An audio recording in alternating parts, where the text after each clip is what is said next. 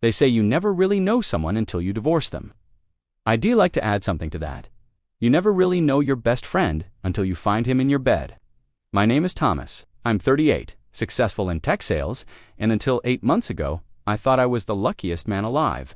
I had been married to Laura for 9 years. She was the love of my life, the woman I worked 60-hour weeks for, so she could live in a beautiful house and drive a luxury SUV. We were even talking about trying for kids. We were happy, or so I thought. Then there was Brian. Brian was my best friend. We went to college together, pledged the same fraternity, and were the best men at each other's weddings. When Brian got laid off 2 years ago, I pulled strings at my company to get him a job in my department. I put my reputation on the line for him.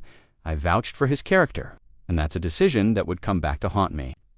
The unraveling of my perfect life began with a simple notification on my smartwatch. I was at a conference in Seattle, scheduled to be away for 4 days. The conference wrapped up early, and I managed to catch a red-eye flight back home to Chicago.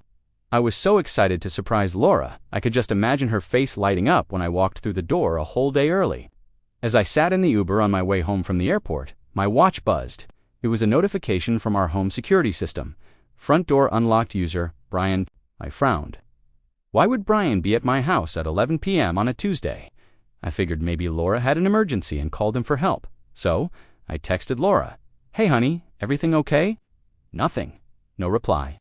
I tried to check the security cameras on my phone, but the feed was black. Connection lost. That was strange. Our internet was fiber and never went down. A cold knot started to form in my stomach. The Uber pulled up to the house. All the lights were off downstairs, but I could see a light on in our master bedroom, and that's when I saw it. Brian's car was parked around the block, not in the driveway. He was hiding. I paid the driver and walked to my front door. I entered the house as quietly as I could. I didn't call out for Laura.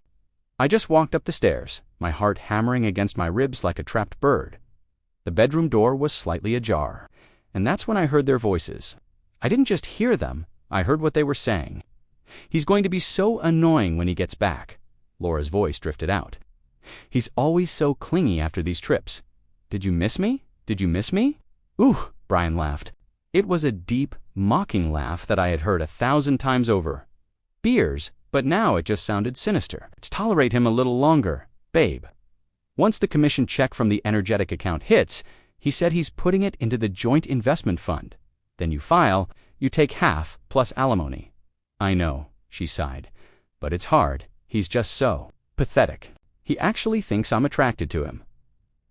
I stood there, frozen. My hand hovered over the doorknob. My wife wasn't just cheating on me, she was repulsed by me. And my best friend, the man I got hired, was coaching her on how to maximize her divorce settlement. I wanted to kick the door down. I wanted to scream, to confront them, to let all my rage out. But then, I heard Brian say something that stopped me cold. Don't worry, I fudged the Q3 numbers on his report like we planned. When the audit happens next month, he's going to look incompetent. He might even get fired. That weakens his custody claim if you guys had kids, but it definitely hurts his leverage in court. That's when I knew this wasn't just a betrayal. It was a calculated attack on my entire life. This wasn't just infidelity. This was corporate sabotage. Brian was trying to frame me at work to ruin my career while sleeping with my wife. I slowly backed away. I went downstairs, walked out the front door, and took an Uber to a hotel. I didn't sleep. I sat in the dark hotel room, staring at the wall, fueled by a mixture of heartbreak and pure, unadulterated rage. They wanted to paint me as pathetic? They wanted to frame me? I decided right then that I wasn't going to be the victim. I was going to be the executioner. The next morning, I went to work as if nothing had happened. I told Laura my flight had been delayed and I arrived in the morning. When I saw Brian in the office, I shook his hand. I asked him about his weekend. I looked him in the eye and smiled. It was the hardest thing I've ever done, but I needed him to feel safe. I initiated Operation Clean Sweep. First, I hired a forensic IT guy privately. I paid him cash to mirror Brian's work computer. Because I was Brian's superior, I had the administrative passwords. We found everything. Brian hadn't just fudged my numbers, he was skimming commissions.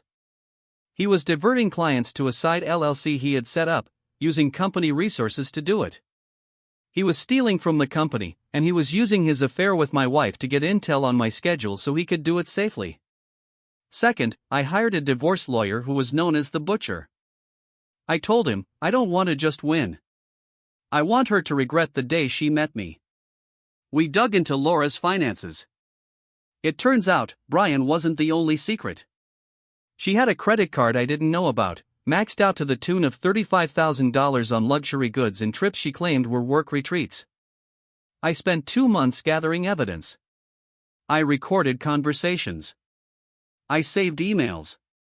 I documented the times Brian entered my house while I was at work. Then, the company's annual gala arrived.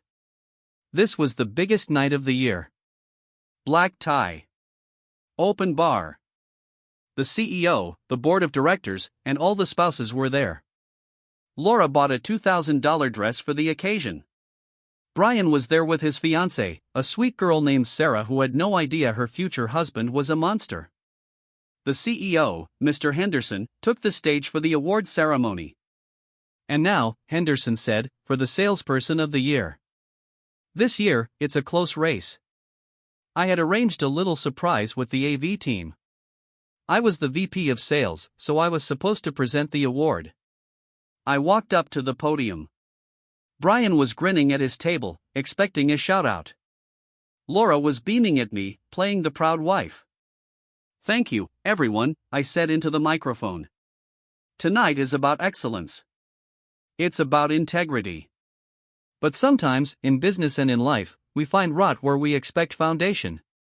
The room went quiet. I signaled the AV guy.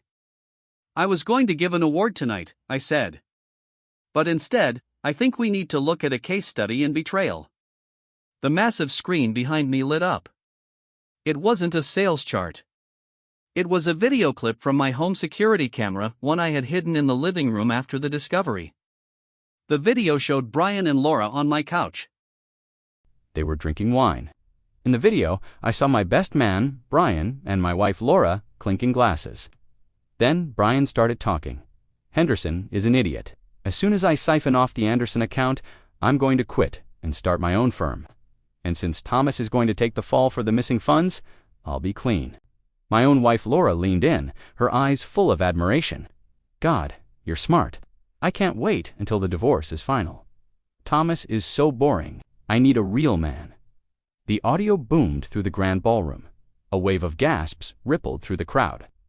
I watched as Brian's fiancée, Sarah, shot up from her seat, her hand clamped over her mouth in shock.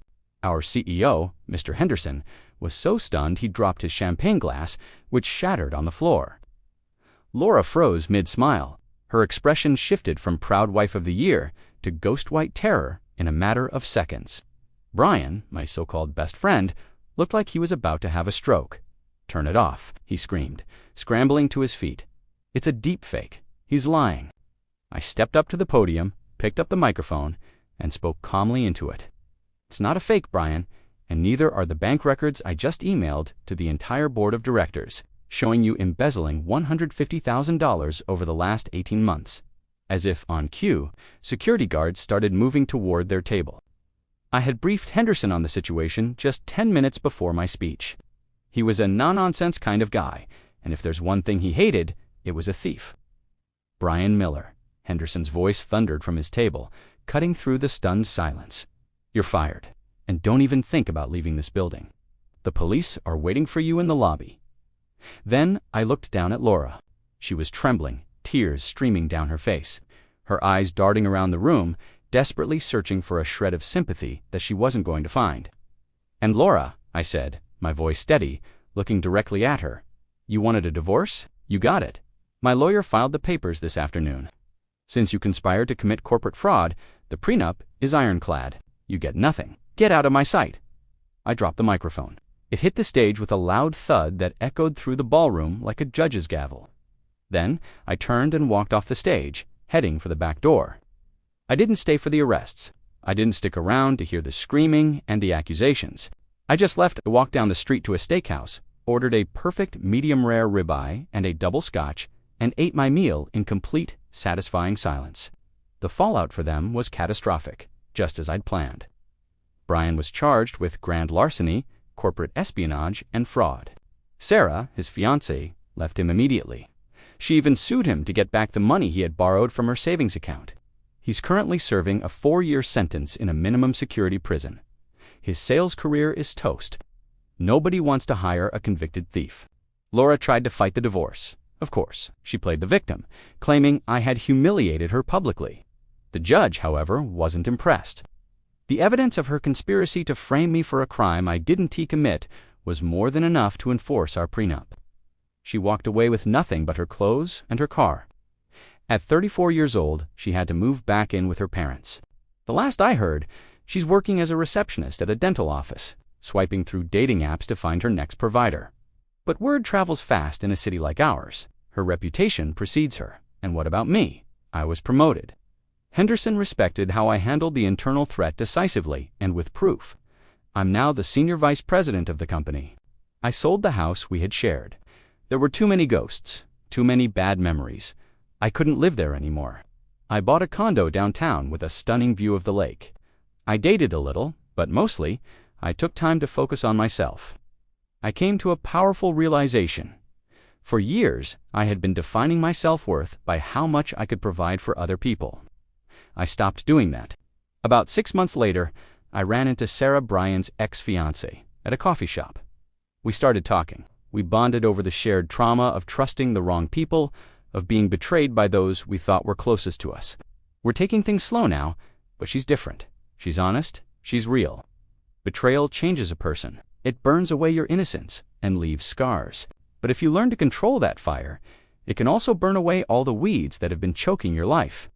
I feel like I've cleared the entire field, and for the first time in years, I can finally see the horizon.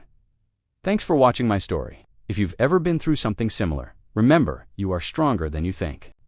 Don't forget to like and subscribe for more stories about overcoming life's biggest challenges. See you next time.